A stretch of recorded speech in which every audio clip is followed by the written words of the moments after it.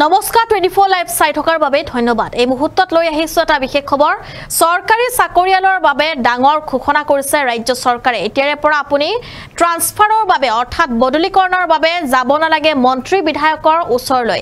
এতিয়াৰে পৰা আপুনি নিজে কৰিব পাৰিব মিউচুৱেল ট্ৰান্সফাৰ। মুখ্যমন্ত্ৰী ডক্টৰ হিমন্ত বিশ্ব শৰ্মাৰ বৃহৎ মন্তব্য সবিশেষ লৈ আহিছো এই মুহূৰ্তত। এবাৰ মিউচুৱেল ট্ৰান্সফাৰক লৈ মুখ্যমন্ত্ৰী ডক্টৰ হিমন্ত বিশ্ব শৰ্মাৰ বৃহৎ ঘোষণা কৰিছে মুখ্যমন্ত্ৰীয়ে। তৃতীয় চতুৰ্থ বৰ্গৰ কৰ্মচাৰীলৈ আগবঢ়োৱা হৈছে সুবিধা। চৰকাৰী চাকৰিয়ালৰ বাবে ডাঙৰ খবৰ, ঘৰতে বহি পৰ্টেল যোগে লাভ কৰিব ট্ৰান্সফাৰ। এতিয়াৰে পৰা বদলীকৰণৰ বাবে মন্ত্ৰী বিধায়কৰ ওচৰলৈ যোৱাৰ প্ৰয়োজন নাই বুলি কৰিছে মুখ্যমন্ত্ৰীয়ে। নিজৰ সুবিধা অনুসৰি কথা পাতি পৰ্টেলতে কৰিব পাৰিব আবেদন। দেশৰ ভিতৰতে প্ৰথমে অসমৰ কৰ্মচাৰীয়ে লাভ কৰিব এই সুবিধা। মুখ্যমন্ত্ৰী ডক্টৰ হিমন্ত বিশ্ব শৰ্মাৰ এক ডাঙৰ ঘোষণা, চৰকাৰী চাকৰিয়ালৰ বাবে এক ডাঙৰ ঘোষণা কৰিছে মুখ্যমন্ত্ৰী ডক্টৰ হিমন্ত বিশ্ব শৰ্মাই। মুখ্যমন্ত্ৰীয়ে মন্তব্য কৰিছে যে এতিয়াৰে পৰা চাকৰি বদলীকৰণৰ বাবে আপুনি মন্ত্ৰী বিধায়কৰ ওচৰত যাব নালাগে। এক বিশেষ পৰ্টেল খুলি দিয়া হ'ব আৰু সেই পৰ্টেলৰ যোগেদিয়ে আপুনি এতিয়া মিউচুৱেল ট্ৰান্সফাৰ কৰিব পাৰে বুলি উল্লেখ কৰিছে মুখ্যমন্ত্ৰী ডক্টৰ হিমন্ত বিশ্ব শৰ্মাই। মুখ্যমন্ত্ৰীৰ এই বৃহৎ মন্তব্যৰ পাছতে এতিয়া দেখিবলৈ পোৱা গৈছে যে 2 অক্টোবৰৰ পৰা কাৰ্যকৰী কৰা হ'ব এই নিয়ম আৰু 2 মাহৰ পিছে পিছে চোৱা হ'ব সেই পৰ্টেলটো আৰু আপুনি ইচ্ছামতে এতিয়া ল'ব পাৰিব মিউচুৱেল ট্ৰান্সফাৰ। এনেদৰে মন্তব্য কৰিছে মুখ্যমন্ত্ৰী ডক্টৰ হিমন্ত বিশ্ব শৰ্মাই। মুখ্যমন্ত্ৰীৰ এয়া বৃহৎ ঘোষণা। মুখ্যমন্ত্ৰীয়ে এতিয়া তৃতীয় আৰু চতুৰ্থ বৰ্গৰ কৰ্মচাৰীৰ মিউচুৱেল ট্ৰান্সফাৰক লৈ ডাঙৰ ঘোষণা কৰিছে। 2 অক্টোবৰৰ পৰা পৰ্টেল যোগে ঘৰতে বহি নিজেই ল'ব পাৰিব ট্ৰান্সফাৰ। সুবিধামতে নিজেই আবেদন কৰি ল'ব পাৰিব ট্ৰান্সফাৰ চাৰ্টিফিকেট। দেশৰ ভিতৰত অসমৰ কৰ্মচাৰীয়ে প্ৰথমে লাভ কৰিব এই সুবিধা। এই মুহূৰ্তত আমি সেই মন্তব্য এবাৰ শুনাই ল'ব বিচাৰিম।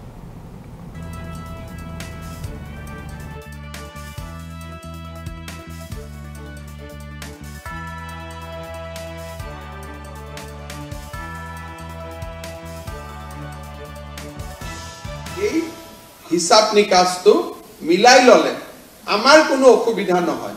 বোলে দুজনৰ লগত মিলিব নোৱাৰি, 3 জনৰ চেইন এটা কৰিলে মিলাব পাৰি, তাতো আমাৰ আপত্তি নাই। যে কোনোবাই ধেমাজি, কোনোবাই লখিমপুৰৰ পৰা নলবাৰী যাব, নলবাৰীৰ পৰা কোনোবাই ধুবুৰী যাব, ধুবুৰীৰ পৰা কোনোবাই তিনিচুকীয়াত যাব। মুঠৰ ওপৰত আমাৰো ক্ষতি হ'ব নালাগে, আপোনালোকৰো ক্ষতি হ'ব নালাগে। আমাৰ মানে কোন? মোৰ নহয়, ৰোগীসকলৰ। কাৰণ আমি যেনেকে ৰোগীসকলৰ কথাটো আটাইতকৈ বেছি আমি চিন্তা কৰিব লাগে।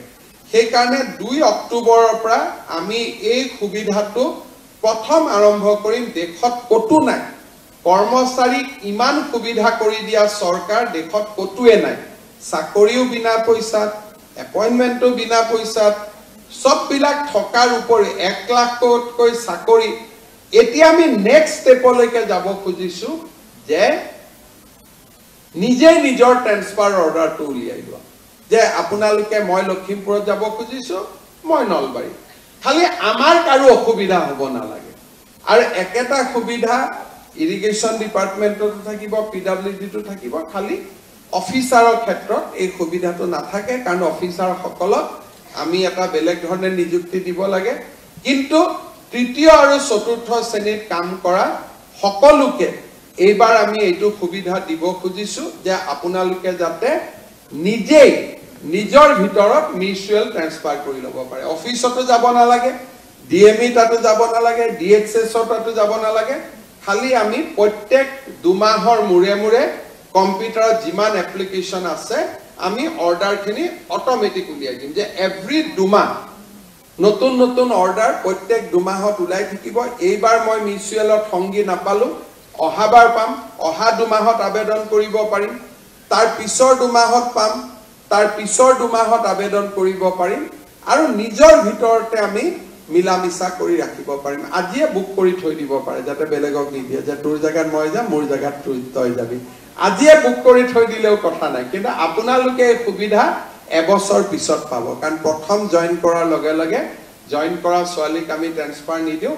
যিসকলে এবছৰ পুৰা কৰিলে তেওঁলোকক এই সুবিধাটো দিম অহা 2 অক্টোবৰৰ পৰা আপোনালোকে এই সুবিধাটো লব পাৰিব আজিয়ে বুক কৰি থৈ দিলে হ'ল তেতিয়া অহা 2 অক্টোবৰত আমাৰ নিজে নিজে ওলাই যাব কোনেও ট্ৰান্সফাৰ পোষ্টিং বিচাৰি এমএলএ মন্ত্ৰী বিষয়া আপোনালোকে কতো ঘূৰি নাথাকিব কাৰণ আমাৰ এটাই কথা যে মই যিমান পাৰো প্ৰশাসনত স্বচ্ছতা আনিব খুজিছো যাতে কোনো কষ্ট নহয় কাৰো ওচৰত কোনো মানুহ যাব নালাগে যিটো ন্যায় পাব লাগে সেই ন্যায়টো যাতে নিজে নিজে পাব পাৰে আৰু এনেকুৱা সুবিধা আগত অসমত কোনো চৰকাৰৰ দিনত কোনেও আগতে পোৱা নাই প্ৰথমবাৰৰ বাবে আমি এই সুবিধা চৰকাৰী কৰ্মচাৰীসকলক দিবলৈ সিদ্ধান্ত লৈছো আৰু 2 অক্টোবৰৰ পৰা আমি ইয়াক কাৰ্যক্ষম কৰিম